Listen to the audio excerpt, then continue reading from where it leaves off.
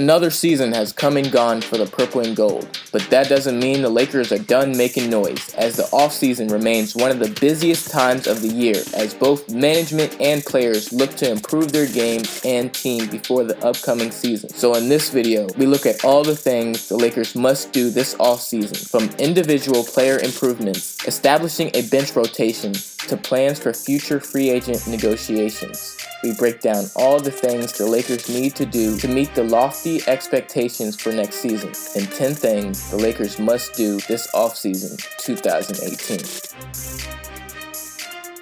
The number 2 pick, Lonzo Ball, came with a lot of anticipation, but unfortunately, fans would only get teased with what Lonzo could do when healthy, as he played in only 52 games his rookie season, with a knee injury holding him back the last 2 weeks of the season. Originally diagnosed as a minor injury, Lonzo required surgery on his left knee, receiving it on July 17th, and has since been rehabbing in his offseason training. Coming into his second year in the NBA, Lonzo can have some idea what plays will work or not work on certain teams. His ability to learn from his experiences last year will play a huge part in whether Lonzo is able to improve his game this season. Lonzo's communication with the coaches on plays that can take advantage of the defense will be a huge part of his job as the point guard.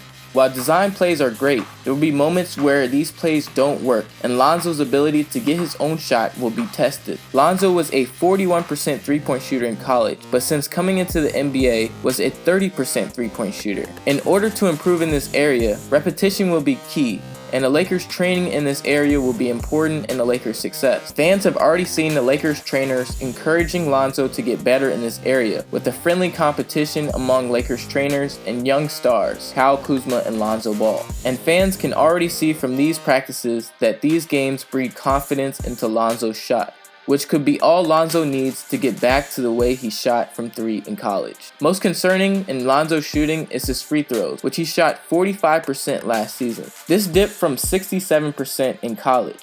This could really hurt the Lakers if they are in close games down the stretch.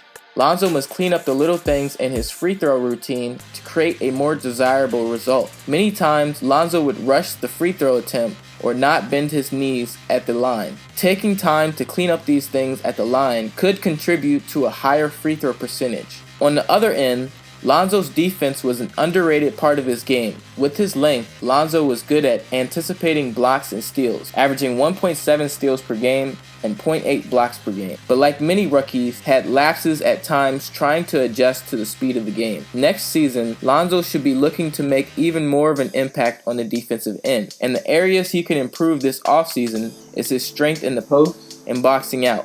Last season, Lonzo gave up multiple highlight plays because of lack of awareness on a defensive glass. Increasing his awareness this offseason will eliminate these plays from the opponent and create better opportunities for the Lakers. From Brandon Ingram's rookie season, fans have seen a lot of improvement in his game, including a new career high versus the Warriors. But Ingram hasn't reached his full potential yet, and this could be his true breakout season. But in order for Ingram to meet his potential this upcoming season, this offseason, Ingram must do multiple things to increase his numbers.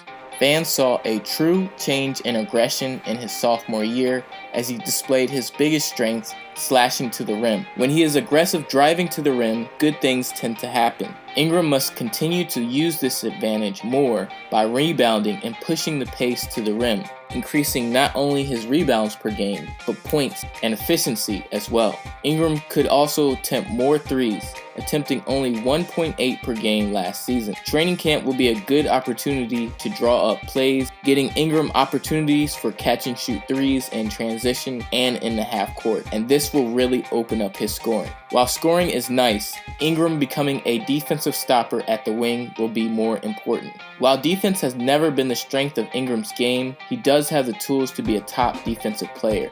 From his freshman to sophomore year in the NBA, Ingram has seen an increase of only 0.2 in his blocks and steals. Ideally, we would want to see this increase by double next season. He will be tasked with guarding some of the most offensively gifted players in the league at either forward position, so his effort will be needed at this end in order for the Lakers to succeed. Ingram and Lonzo won't be the only players returning to the Lakers this season. KCP was also one of the most consistent figures in the Lakers starting lineup as well, and in his first year with the team, we saw some impressive moments from the Georgia guard, including a career-high 34-point outing versus the Kings. KCP was the Lakers' second best three-point shooter last season by percentages, at 38%, receiving many of these opportunities from catch-and-shoot opportunities, threes from pin downs, and threes and transition. This may continue to be his role and where he gets his opportunities this season. How he improves and performs in this area will be important, and how the Lakers' offense will improve at the wing position. While providing positive moments, there are still areas where KCP can improve. Most notably is his consistency to stay engaged throughout the season. Poor shooting games can cause KCP to disappear, and in order for KCP to see a jump in his numbers and be known as one of the top two-way wings, his mentality in these poor shooting moments will be crucial. While maintaining his three-point shooting will be a priority, KCP must also look to find a way to impact the game in other ways than scoring. Increasing ball security and passing on his veteran experience will be a good secondary area of focus. KCP's familiarity and experience playing against some of the other team's top opposing guards could be a valuable tool to the other Lakers' young wings. Speaking of the Lakers' other young wings, rookie Josh Hart will look to have a breakout sophomore campaign in the NBA after earning Summer League MVP in 2018. The Villanova guard showed some of the same flashes of being a valuable two-way wing at the end of last season. This offseason, Hart already showed us he is ready to take on a bigger role in the offense. So after a successful Summer League for Josh Hart, what must he do this offseason to continue his success into the regular season? Hart was the Lakers' best three-point shooter at 39% while playing only 63 games due to injury. Continuing to show off this marksmanship will be important to the Lakers' success. Hart must continue to practice these shots this offseason to stay consistent, as Hart could get many more of these three-point opportunities this season with increased minutes. While offense is important, Hart's defense will be the leading factor on whether he can prove he belongs at the end of close games and not just garbage time. Learning to stay engaged on that end will be a must for Hart Offseason, while also learning to control his aggression and emotion in game. Hart has displayed frustration with the NBA referees not only during the season last year, but during the Summer League championship game. These encounters can create a negative reputation with the NBA refs and could cause a negative effect on the game for the Lakers in the future. So avoiding these type of altercations in the future will be a must for Hart this upcoming season. Another 2017 drafted rookie who will be returning and looking for a breakout sophomore campaign in the league is the Michigan native Kyle Kuzma, who made his name known as a fearless scorer for the Lakers, averaging 16 points and 6 rebounds during his rookie season. No one would have predicted these type of numbers for the late first-round pick coming into the year. Kuzma had a mixed role last season, as at the beginning of the season, Larry Nance Jr. had the Lakers' starting power forward role. This would last the first 8 games before Kuzma began to get his starts into the rotation and impress during his moment, posting 21 points and 13 rebounds in his first start versus the Brooklyn Nets. This would be just the start of Kuzma's breakout season. Noticing his potential, the Lakers made a bold move by moving on from Larry Nance at the All-Star break, and with Ingram recovering from injury at the time, this opened up the forward spot for Kuzma, who continued to shine alongside Julius Randle at the forward spot. With Ingram healthy and the addition of LeBron James, Kuzma may fit back into a bench role he had at the beginning of last season, but this doesn't mean Kuzma doesn't play big minutes. Seeing if he can match or surpass his numbers from his rookie season will be a priority for Kuzma this offseason, even if he is playing a role off the bench. An absolute must for Kuzma this offseason is improving his presence in the paint and impact on the defensive side of the floor. This was one of the few knocks of Kuzma's games last season, as he struggled in defensive rotations and communication in pick and roll. His improvements in this area will only make the Lakers a better team. Often forgotten member of the 2016 NBA draft, Ivica Zubac will also be a part of that youth returning for the Lakers this season, but will have only one final year to impress management, as he will be on the final year of his rookie deal. After receiving less minutes than his rookie season, Zubac looked as if he had regressed in his development, but with the Brook Lopez experiment now over, he is granted to get more minutes this season, with the Lakers lacking a true answer at the center position. Most important for Zubac this season is staying staying ready and in shape to play a big role if McGee goes down this season. Zubac has already shown he has been working hard this offseason. While not playing Summer League this year, Zubac would play for the Croatia national team and the FIBA Basketball World Cup European qualifier. While missing the opening game, Zubac's performances would help them win their next 2 games past the first round of the qualifiers. Where we must see Zubac improve is in his impact on the defensive end of the floor. How he does in this area will be a major factor on the type of contract he garners this offseason. While returning player this season, Luol Deng's role has always been small. After playing in 56 games in 2016, Deng's production dropped to playing in only 1 game last season. Rumors floated during the offseason that many in the Lakers management thought that Deng was semi-retired, but Luol Deng himself seemed to have other opinions and desired the opportunity to play. And he showed he still had some gas in the tank at 33 years old when he played in the 2018 NBA Africa game, scoring 14 points on 6 of 10 shooting from the field. With Deng under contract for the next 2 seasons, if the Lakers can't move Deng this offseason, the Lakers must get on the same page with Deng and give him some opportunities to perform, even limited or garbage time minutes. And this could lead to less distraction to the team. While the Lakers had a ton of off-season news, the biggest one of them all was LeBron James coming to the Lakers. After 15 years in the NBA, LeBron James has seemingly mastered every part of his craft, from passing, rebounding, to his biggest weakness, three-point shooting. Coming to the Lakers for a new beginning, there is very little LeBron must do this offseason as far as improving his game, as he has proven year after year that he is the master of working out and taking care of his body during the offseason, and has set new career highs in even the late stages of his career. While this may be true, there are still things LeBron must do this offseason for the Lakers to be successful. Most importantly for LeBron is his chemistry with the returning Lakers players. Training camp will be a good opportunity for LeBron to get familiar with his new teammates and discovering where his teammates will be most effective with the ball. Poor communication and chemistry can lead to turnovers and easy buckets for the opposition. On the other end of LeBron's game, his defense has shown some letdown in the recent years, and with the loss of Julius Randle and Brook Lopez this offseason, LeBron's rim protection and defense will be needed more than ever on this Lakers team. Rest will be an important factor to whether LeBron can perform at that peak level defensively throughout the season.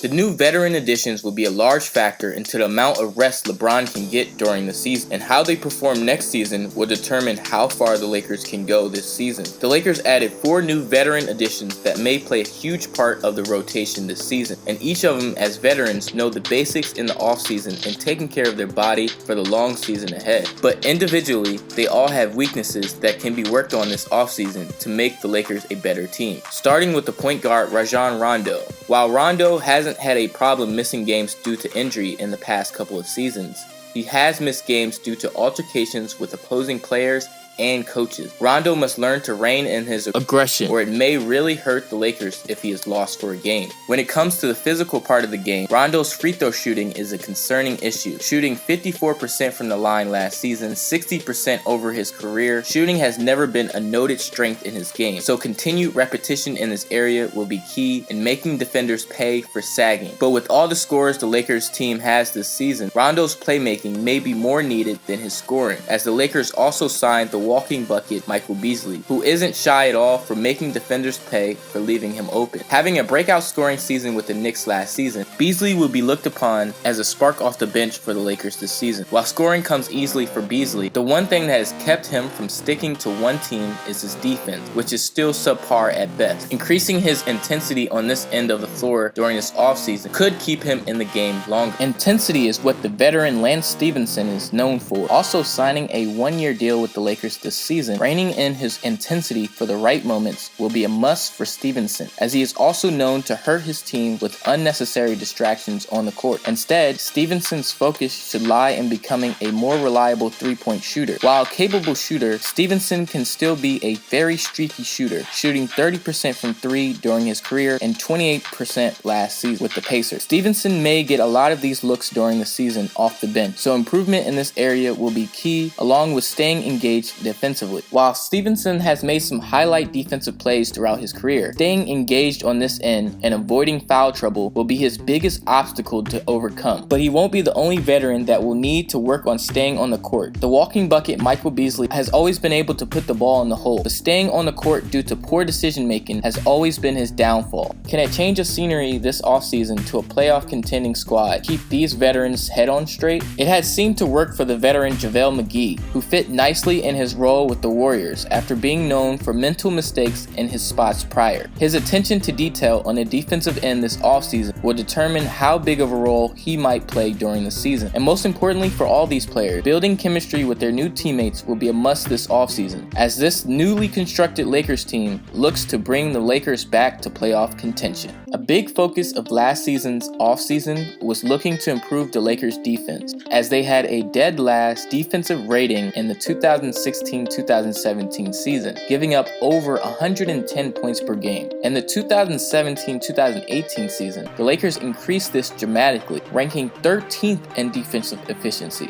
giving up only 105 points per game. At the same time, it wasn't all good defensively for the Lakers last season, as they allowed the most points in the paint last season, as well as ranking 4th to last in allowing opponent second chance points. The Lakers will also still retain two of their best defensive wing players in Lonzo Ball and KCP, who ranked 1st and 2nd in steals on the team respectively. Their health and defensive training this offseason will be a major factor on if the Lakers can improve to become a top 10 defensive team next season. LeBron James' defensive presence should also boost the Lakers' defensive rating, as he still racks up the steals and blocks in his early 30s. But the Lakers' defensive bench play will be a huge factor this offseason, and to the amount of demand that is put on LeBron to perform at his peak to be great defensively. Just like last season, this Lakers roster can look completely different next season, thanks in large part to the many one-year expiring contract deals the Lakers have handed out this season, and the good negotiations they had with their rookie contracts. When it comes to these contracts, the Lakers must monitor these players throughout the season to see if they may be worthy of a new contract next offseason. KCP returned for 1 year, $12 million. At 25 years old, KCP may not have hit his prime yet, and the amount of his contract next season could be determined by how much of a breakout season he has this season. His scoring consistency and continued strong defense will be the most monitored for a new long-term contract this offseason. The veteran guard Rajon Rondo's consistency will also be monitored this offseason, signing a 1-year, $9 million deal. Keeping the Lakers' offense flowing will be his priority, while his leadership and attitude through times of adversity will be the leading factor into whether the Lakers see him as a quality backup point guard option for his remaining playing career. The 29-year-old Michael Beasley has seen a ton of adversity since being selected 2nd in the 2008 NBA draft, but in the past couple of seasons has started to turn his reputation around, but has yet to truly stick with a team the past 4 seasons. After a quick stay with the New York Knicks, Beasley would try his hand at being teammates with LeBron James after signing a 1-year, $3.5 million deal with the Lakers. While most likely playing a bench role throughout the season, his offensive play and ability to stay out of trouble off the court will be the key in spending more than 1 season in the purple and gold. Signing a 1-year, $1.4 million deal, JaVale McGee took a veteran minimums deal with the Lakers, but may be tasked with playing way more than a minimal role. The pivotal question for McGee this season to earn a long-term deal with the Lakers are: can the Lakers depend on his rim protection, and can he avoid the mental mistakes in his new role with the Lakers? McGee will be looking for a career year with the Lakers, with his highest career averages of 11 points and 8 rebounds. Averaging anything close to these numbers for the Lakers this season could earn him a strong consideration to return for the purple and gold next season. While Lance may be seen as a bench rotation player on this year's Lakers team, he could still provide a number of valuable skill sets needed as a championship contending piece in the future. In this contract, Stevenson must prove just that by averaging 10 points or more off the bench, assists in the playmaking off the bench, and getting into the 6th man of the year conversation. This could be a big selling point for Stevenson to earn a long-term contract with the Lakers in the future. These veterans all fit under these one-year contract deals, and their play this season will determine what type of contract they get offered next season, or if the Lakers are willing to let them walk. More important contract negotiations may come from the Lakers' younger drafted players, a few of whom will be on expiring or contract options after the season. Ivica Zubac stands as one of the few young drafted players with no player or team option. The last few seasons, Zubac has shown more in the G League than in the regular season. This upcoming season will be big for him in impressing the Lakers for a bigger contract or even an opportunity with another team. The Lakers could already be looking towards the future of the center position as they nabbed another center in Mo Wagner in the 2018 NBA draft. With this move, even the numbers Zubac might put up this season might not be enough to keep him in the Lakers uniform long term. Speaking of long term, fans would love to see the second pick in the 2016 draft, Brandon Ingram, continue to grow in the Lakers uniform long term. Under a team option after next season, a breakout season for Ingram this season will make an easy decision for Lakers management to see Ingram play out his rookie deal. But the Lakers will also have to make decisions on the three promising players they drafted in the 2017 draft in Kyle Kuzma, Josh Hart, and Lonzo Ball, who will all be on team options after the season. With their rookie mistakes behind them, this year we expect to see each of them make a jump in improvement, even if given the same amount of minutes. While minutes may be limited for this year's Lakers drafted players, they will still play a large part of the team in the Lakers' G League affiliate, the South Bay Lakers. The Lakers have been known to develop their youth through their G League roster, and this offseason, the Lakers must do the same and establish the players that will represent their G League roster and could possibly earn backup minutes this season through two-way contracts. The Lakers have already designated their two-way contracts to Alex Caruso and Travis Ware, who played sparingly at the end of last season. And the Lakers have kept them around as they have shown flashes to be valuable shooters and playmakers, making the most of their opportunities. Playing on another two-way contract this season, Ware and Caruso priority this offseason should be preparing for the G League season ahead and passing on their leadership and experience to the Lakers' newer G League players, as well as leading the team to a better record than the year before. While only allowed two-way players on the regular season roster, the Lakers' other G League players, such as their drafted players, may still play a role on the Lakers squad at the end of the season. For Mo Wagner, an injury derailed a full look at him in the summer league, so this offseason, getting healthy and ready to be on the floor will be something trainers address first, while working on his strength and training in the post and preparation for NBA big man will be the biggest weakness for him to address during his G League stint. The same could be said for Svi Mahayu, who will have no problems taking shots offensively. Staying ready to shoot whenever called will be Svi's easiest adjustment this offseason. Proving the scouts wrong about his defensive impact and length will be what he must prove he can improve this offseason and enter the G League season showing that he can dominate on the same level that he did in Summer League.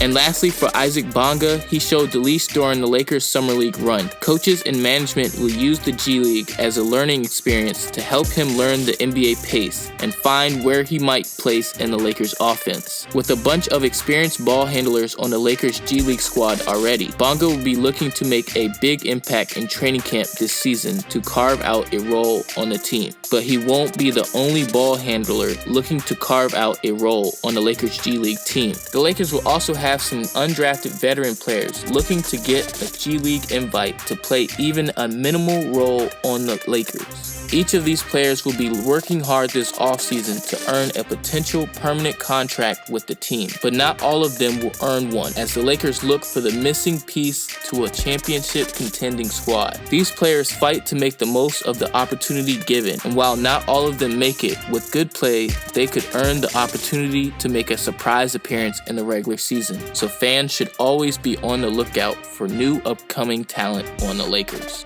Over the past couple of seasons, the Lakers roster has been in constant flux. looking for the answers to the Lakers' championship formula. A big part of that formula is attracting big-name free agents to the franchise, from Wilt Chamberlain to Shaq to now LeBron James. This offseason, the Lakers management must set up a plan for next summer's offseason and the star players that might be available in the 2019 free agency class that could bring the Lakers closer to becoming a championship team. The most unlikely free agent rumor to the Lakers is current Golden State Warrior Kevin Durant, who is scheduled to have a player option on his contract this upcoming season. The reigning two-time Finals MVP could take less money to keep their championship team together, or could look to form a new dynasty with LeBron James and the Lakers.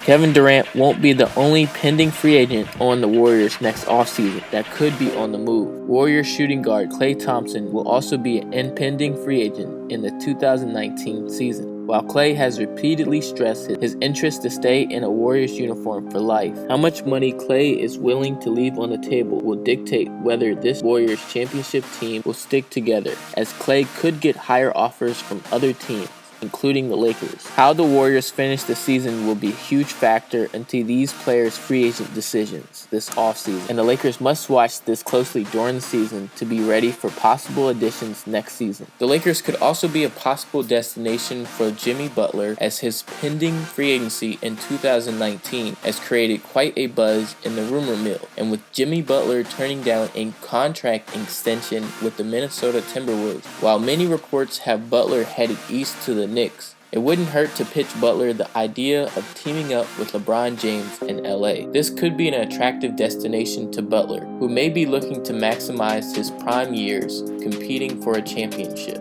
The most attractive and most likely free agent acquisition the Lakers must prepare for is Kawhi Leonard, who has expressed his desire to play in Los Angeles since the beginning of this offseason. With the clock ticking on his impending free agency, the San Antonio Spurs traded him to the Toronto Raptors for DeMar DeRozan. Leonard's time with the Raptors will be monitored closely, as he will still have an option to leave Toronto and explore free agency next offseason. A great season and playoff run may change Kawhi's opinion on his desire to play in Los Angeles, but if the Raptors experiment fails, the Lakers must be ready to pick up the pieces and attract that missing championship piece. With the arrival of LeBron James comes the expectations of success, and already analysts have begun to speculate where this year's Lakers team might finish. Finishing with a 35-47 record last season, the Lakers will need at least a 12-game improvement to contend for a playoff spot next season. Establishing some type of home court advantage will be the Lakers' first priority. When it comes to meeting expectations, last season, the Lakers improved their home record to just below 500 at 20-21. This must improve to above 500 for the Lakers to be taken seriously as playoff contenders. A lot of these games at home last season were decided in the last minutes of the game, as the Lakers had trouble closing out close games last season, and this reflected in their point differential of only 1.5 between their points per game and their opponent's points per game. Working on end-of-game situations and free throws will be a huge team focus this offseason. The arrival of LeBron James should increase the Lakers' chances in crunch time as well. The Lakers' Western Conference record of 19-33 is where they really need to improve to see playoff dreams become a reality, and that journey will begin when the season starts on October 18th. But what do you think the Lakers management and players need to do this offseason for them to be successful? And what do you think the Lakers record will be this season? Leave it in the comment section below, but until then, it's been your boy, Johnny Walker LA, and I'm out. Bow!